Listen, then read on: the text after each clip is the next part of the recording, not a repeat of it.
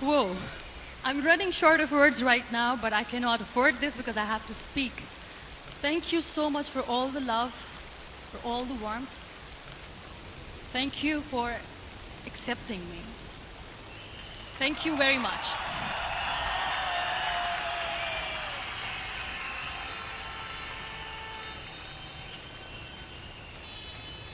Well, I always start my talk with a disclaimer.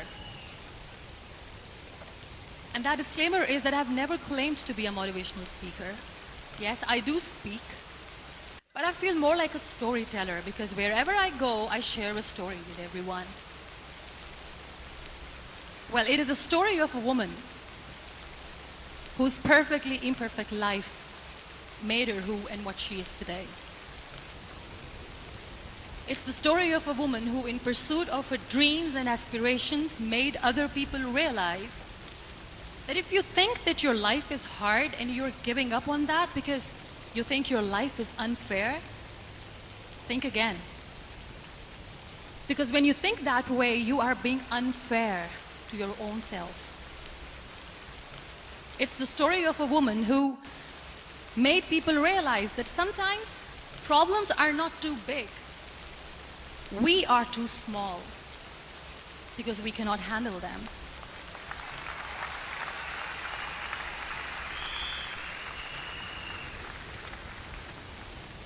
It is the story of a woman who with time realized that real happiness doesn't lie in success, money, fame. It lies within. Real happiness lies in gratitude. So I am here and I'm going to share the story of that woman. That is my story. The story of gratitude.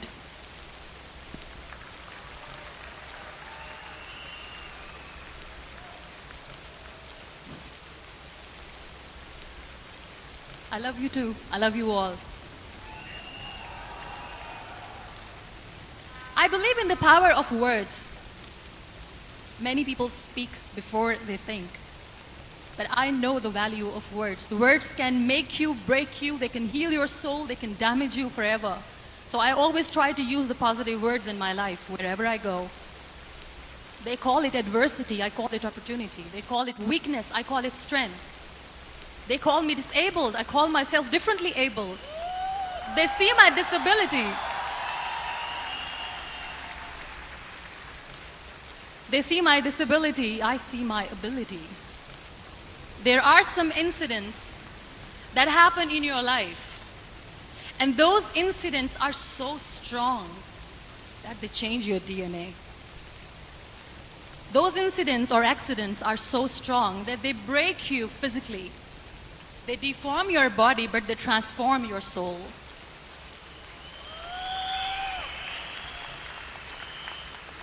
Those incidents break you, deform you, but they mold you into the best version of you. And the same thing happened to me. And I'm going to share what exactly happened to me.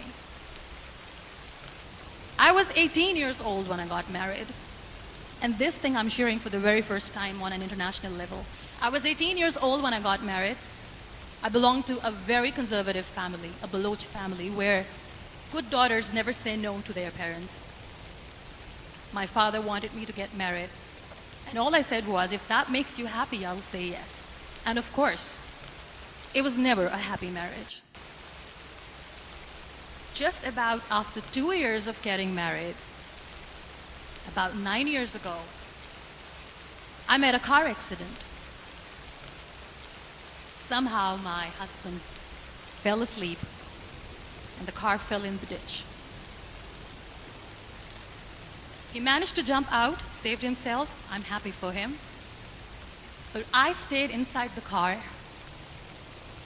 and I sustained a lot of injuries. The list is a bit long. Don't get scared. I'm perfectly fine now.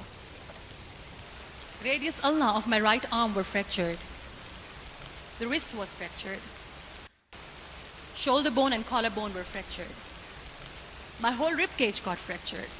And because of the rib cage injury, lungs and liver were badly injured. I couldn't breathe. I lost urinary bowel control. That's why I have to wear the bag wherever I go. But that injury that changed me and my life completely as a person and my perception towards living my life was the spine injury. 3 vertebrae of my backbone were completely crushed, and I got paralyzed for the rest of my life. So this accident took place in a far-flung area in the outskirts of a very small province, Balochistan, where there was no first aid, no hospital, no ambulance. I was in the middle of nowhere in that toppled car. Many people came to rescue. They gave me CPR. They dragged me out of the car. And while they were dragging me out, I got the complete transection of my spinal cord. And now there was this debate going on. Should we keep it here? She's going to die. Where should we go? There is no ambulance. There was this 4-wheeler Jeep standing in the corner of the street. They said, put her in the back of the Jeep and take her to the hospital, which is 3 hours away from this place. And I still remember that bumpy ride. I was all broken. They threw me at the back of the Jeep and they rushed me to the hospital. That is where I realized that my half body was fractured and half was paralyzed. I finally ended up in a hospital where I stayed for 2.5 months. I underwent multiple surgeries. Doctors have put a lot of titanium in my arm. There's a lot of titanium at my back to fix my back. That's why people in Pakistan call me the Iron Lady of Pakistan.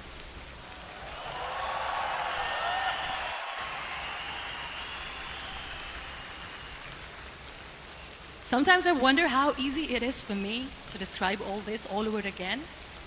And somebody has rightly said that when you share your story and it doesn't make you cry, that means you have healed.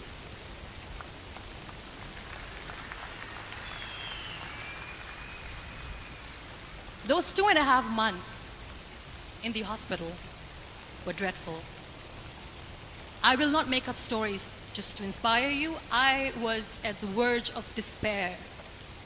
One day, doctor came to me and he said, well, I heard that you wanted to be an artist, but you ended up being a housewife. I have a bad news for you. You won't be able to paint again because your wrist and your arm are so deformed, you won't be able to hold a pen again. And I stayed quiet. Next day, doctor came to me and said, your spine injury is so bad, you won't be able to walk again. I took a deep breath and I said, it's all right. The next day, doctor came to me and said, because of your spine injury and the fixation that you have in your back, you won't be able to give birth to a child again. That day, I was devastated. I still remember, I asked my mother, why me? And that is where I started to question my existence. Why am I even alive? What's the point of living? I cannot walk, I cannot paint, fine. I cannot be a mother. And we have this thing in our heads, being women, that we are incomplete without having children. I am going to be an incomplete woman for the rest of my life. What's the point? People are scared. They think I will get divorced. What is going to happen to me? Why me? Why am I alive? We all try to chase this tunnel. We all do this because we see light in the end of the tunnel, which keeps us going. My dear friends, in my situation, there was a tunnel that I had to roll on, but there was no light. And that is where I realized that the words have the power to heal the soul.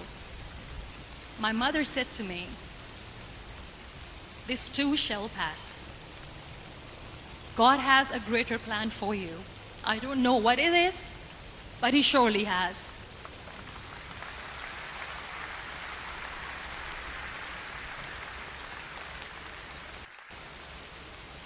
And in all that distress and grief, somehow or the other, those words were so magical that they kept me going.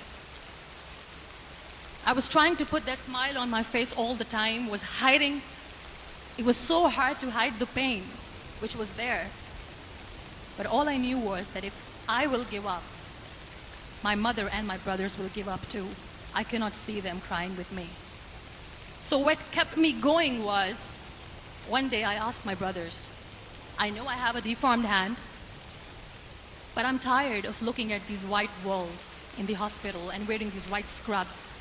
I'm getting tired of this. I want to add more colors to my life. I want to do something. Bring me some colors. Bring me some small canvas. I want to paint. So the very first painting I made was on my deathbed, where I painted for the very first time. It was not just an art piece or just my passion. It was my therapy. What an amazing therapy it was. Without uttering a single word, I could paint my heart out.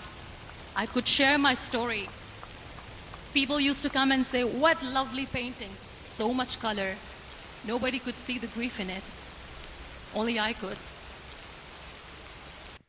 So that's how I spent 2.5 months in my hospital, crying, never complaining or whining, but painting. And then I was discharged, and I went back home. And I went back home, and I realized that I have developed a lot of pressure ulcers on my back and on my hip bone. I was unable to sit. There were a lot of infections in my body, a lot of allergies. So doctors wanted me to lie down on the bed straight for not 6 months, for not 1 year, for 2 years. I was bedridden, confined in that one room, looking outside the window, listening to the birds chirping, and thinking maybe there will be a time when we'll be going out with the family and enjoying the nature. That was the time where I realized how lucky people are, but they don't realize. That is the time where I realized that the day I'm going to sit, I'm going to share this pain with everyone to make them realize how blessed they are, and they don't even consider them lucky. There are always turning points in your life. There was a rebirth day that I celebrated. After 2 years and 2.5 months, when I was able to sit on a wheelchair, that was the day when I had the rebirth. I was a completely different person. I still remember the day I sat on the wheelchair for the first time, knowing that I'm never going to leave this, knowing that I won't be able to walk for the rest of my life. I saw myself in the mirror and I talked to myself. And I still remember what I said. I cannot wait for a miracle to come and make me walk. I cannot sit in the corner of the room crying, cribbing, and begging for mercy because nobody has time. So I have to accept myself the way I am. The sooner the better. So I applied the lip color for the first time.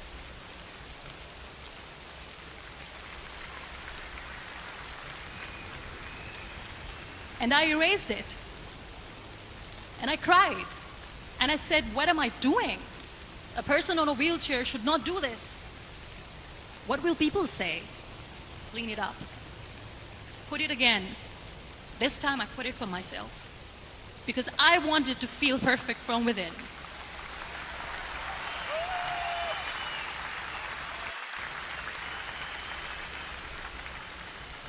And that day I decided that I'm going to live life for myself. I am not going to be that perfect person for someone. I am just going to take this moment and I will make it perfect for myself. And you know how it all began? That day I decided that I'm going to fight my fears. We all have fears. Fear of unknown, fear of known, fear of losing people, fear of losing health, money.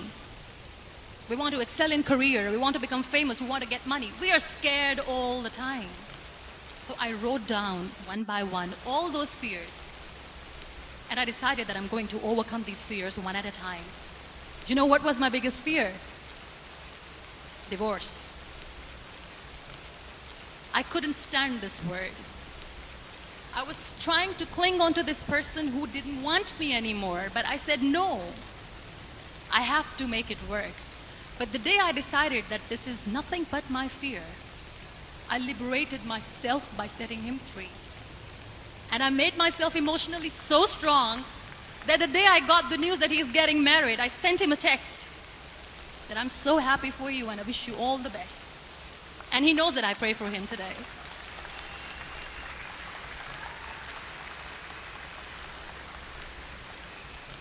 My biggest fear, number 2, was I won't be able to be a mother again.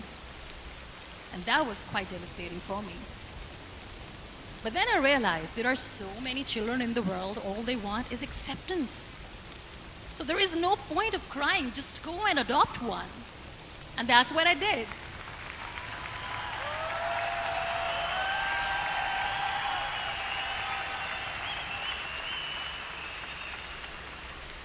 I gave my name in different organizations, different orphanages. I didn't mention that I'm on a wheelchair, dying to have a child. So I just told them that this is MUNIBA Mazari and she wants to adopt a boy or girl, whatsoever, but I want to adopt a kid. And I waited patiently. 2 years later, I got this call from a very small city in Pakistan. I got a call and they said, "Are you MUNIBA Mazari? There is a baby boy and would you like to adopt?" And when I say yes, I could literally feel the labor pain. I said, yes, yes, I am going to adopt him. I am coming to take him home.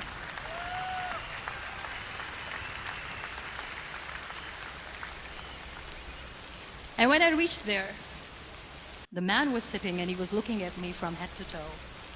And in back of my head, I kept thinking that, oh my God, he's going to say she's on the wheelchair. She doesn't deserve it. How is she going to take care of him? And I looked at him and I said, "Do not judge me because I'm on the wheelchair." But you know what he said?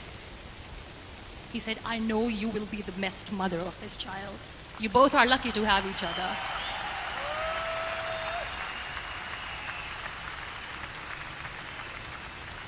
And that day, I was 2 days old, and today he's 6.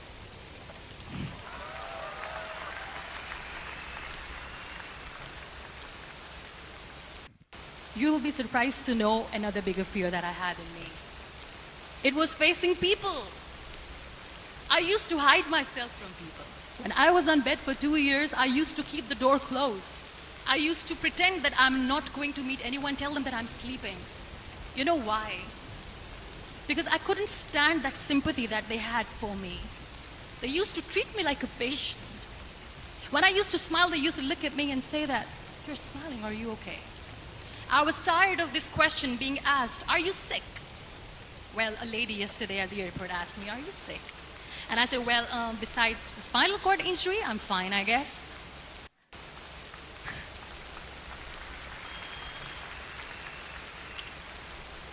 But those are really cute questions. They never used to feel cute when I was on the bed. So I used to hide myself from people, knowing that, oh my God, I'm not going to see that sympathy in their eyes. It's all right. And today I'm here speaking to all these amazing people because I have overcome the fear.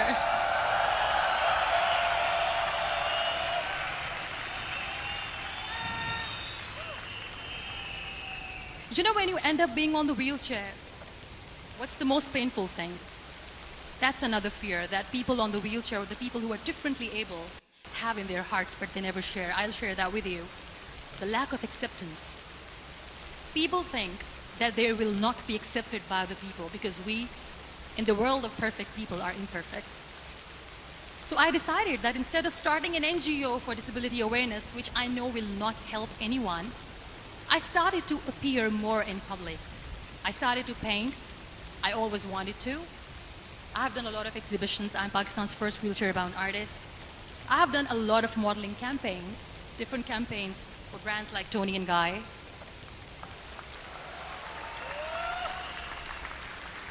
I have done some really funny, breaking the barriers kind of modeling.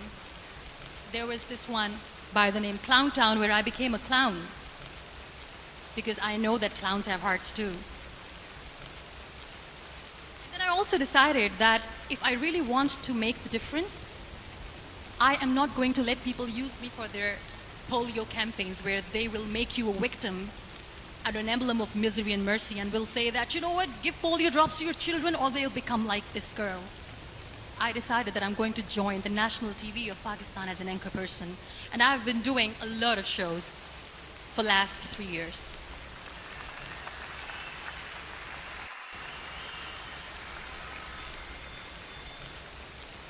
So when you accept yourself the way you are, the world recognizes you. It all starts from within. Thank you. I became the National Goodwill Ambassador for UN Women Pakistan, and now I speak for the rights of women, children. We talk about inclusion, diversity, gender equality, which is a must. I was featured in BBC 100 Women for 2015. I'm one of the Forbes 30 under 30 for 2016. And it all didn't happen alone. You all are thriving in your careers. You have bigger dreams and aspirations in life. Always remember one thing. On the road to success, there is always we, not me. Do not think that you alone can achieve things. No. There is always another person who is standing behind you, maybe not coming on the forefront, but behind you, praying for you and supporting you. Never lose that person. Never.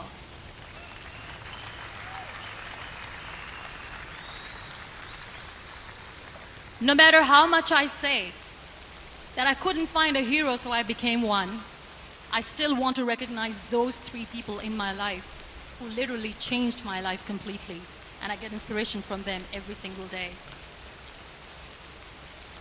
Waleed Khan. Many people know about the terrorist attacks in Pakistan. We have lost many people. And I'm sharing this with a very heavy heart because we actually have lost a lot of people in this huge turmoil of terrorism. These people are barbarians. They do not see people. They're even worse than animals. They have killed people in mosques. They have killed people in churches, temples, even in schools. There was this terrorist attack in Army Public School, Peshawar, where these terrorists entered in an examination hall and they killed our children. And in that attack, that day, this beautiful boy, Waleed Khan, who was my hero, my real life hero, was the proctor who was taking care of the students, was keeping an eye on the students. Those barbarians shot him 3 times in the face, 5 times on his body, and he fell down. I was asked to give a talk in the school after a week of that terrorist attack. With a very heavy heart, I went there and I spoke. We sang a few national songs. I thought that maybe I've done my part, but deep inside, it was killing me. I could see children injured. I could see children sitting on the wheelchairs looking at me wondering, what next? What was our fault? Just because we were here to give examination, we have been shot. So many people, so many children lost their friends. Their classrooms were empty. The next day they went to the classroom. So this kid, Waleed Khan, I was asked that he is in a hospital right now and you have to go and see him and motivate him and tell him that it's going to be okay. And when I saw Waleed Khan coming on the wheelchair for the first time in front of me, face was all deformed. His leg was fractured, his arm was fractured. He couldn't talk, he lost his teeth. He cannot sneeze, he cannot smell. He cannot eat. And I kept thinking, what should I say? That everything is going to be all right? No, nothing is all right.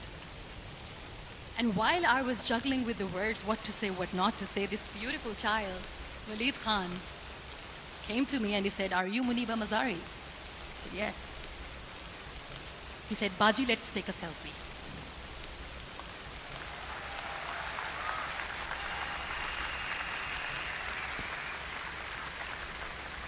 And with that beautiful toothless smile of Waleed Khan, we took that beautiful selfie that I still have with me. I don't share that here because he was in a very bad shape that time. And that is where I realized that when I was thinking too much about his deformities, he's happy with himself. He doesn't even care. Because today he goes in the same school, and when somebody asks him that what happened to your face, why so many scars, you know what he says? "These scars are my medals and I wear them with pride."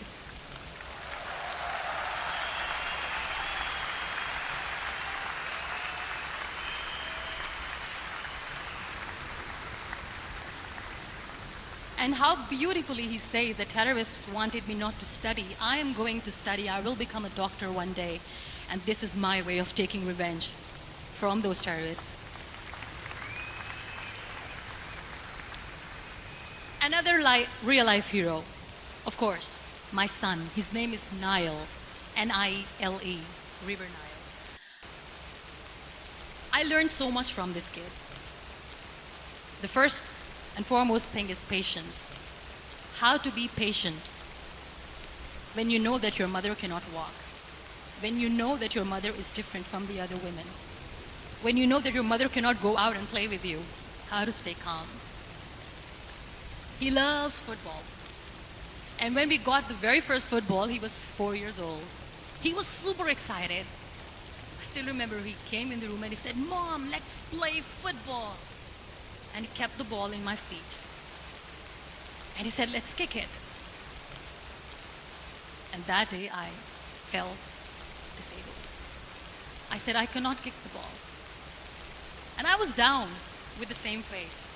He looked at me and he said, "Well, that's all right. Your legs are not working, but your hands do. Let's play catch the ball."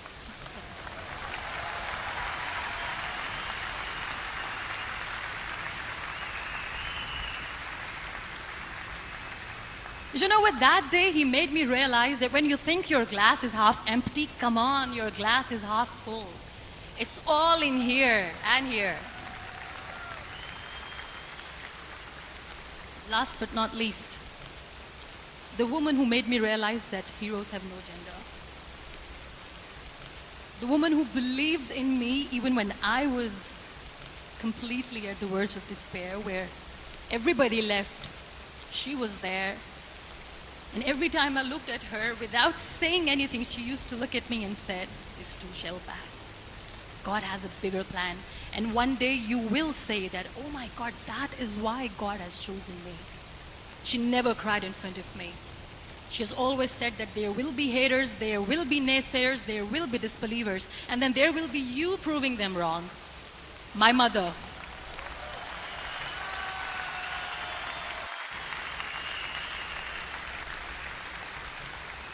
Whatever I am today, I'm nothing without her. I'm nothing without her. Thank you, Mama. I wish you were here. Thank you for making me who I am today.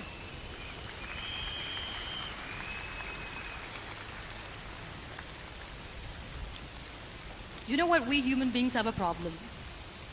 Out of many problems, there is one more, and this is self-created one. We always expect ease from life. We have this amazing fantasy about life. This is how things should work. This is my plan. It should go as per my plan.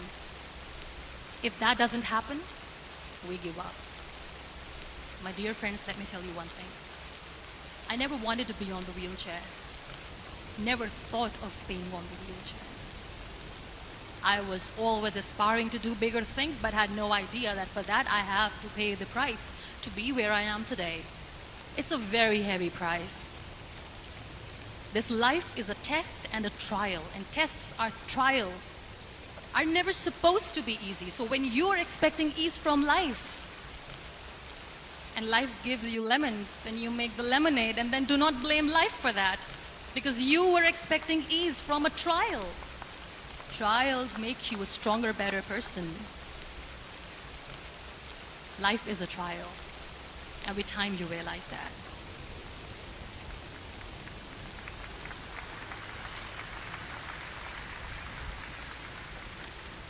It is okay to be scared. It is okay to cry. Everything is okay, but giving up should not be an option. They always say that failure is not an option. Failure should be an option, because when you fail, you get up, and then you fail, and then you get up, and that keeps you going. That's how humans are strong.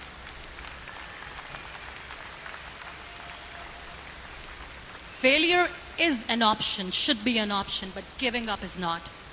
Never. We have this thing in minds.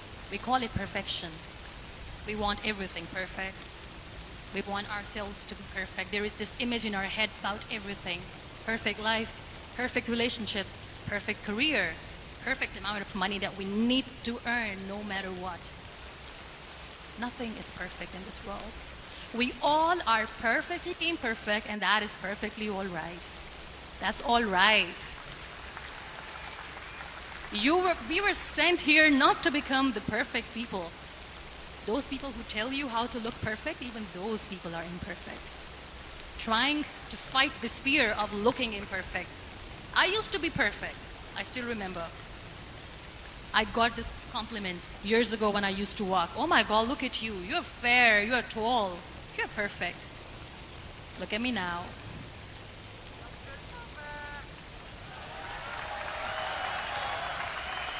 Only the perfect eyes can see that. Only the perfect eyes will see that. Only the perfect eyes will see that. So yes, in all those imperfections, you have to listen to your heart. You don't have to look good for people. You don't have to be perfect just because other people want you to be perfect. If your soul is perfect from within, that's all right. This is all what you want. This is all what you need to be. Our society has made very weird kind of norms to look perfect and great. For men, it's different. For women, it's different. We think too much about what people say. We listen to ourselves too little. You know what makes you perfect? When you make someone smile. You know what makes you perfect? When you try to do something good for the people around you. You know what makes you perfect? When you feel someone's pain. And how beautiful pain is that it connects you with people. No other medium can connect you with others but pain. That's why I always say that I'm in pain, and that's a blessing in disguise for me. Today, just because I'm in pain and I'm on the wheelchair, I work for children. Being the head of CSR for a company, we conduct medical camps in far-flung areas of Pakistan where so many kids die because they don't have medical facilities. And I personally believe just because they cannot afford to live doesn't mean we'll let them die. So we give them money, we give them medical treatment, we try to heal their wounds, physical and emotional. And I also work for the beautiful people, we call them her gender, the transgender community of Pakistan. You know what connects me with them? All my imperfections. When I go and I hug them, they never judge me. And this very good friend of mine, her name is Bijli. Bijli means electricity. She calls herself electricity. And I said, are you electricity? She says, no, I'm lightning. I'm as strong as lightning. Because we have very bad power outage, so she doesn't want me to call her electricity. So she says, I am very strong. I'm thunder, I'm lightning. She came to me, and the first time I hugged her, she said, you are just like me. And I said, yes, I am like you. Because to people, we are so imperfect. So how beautiful these imperfections are, that because of these imperfections you can connect with people. Then why are we all running after being perfect? What's the point?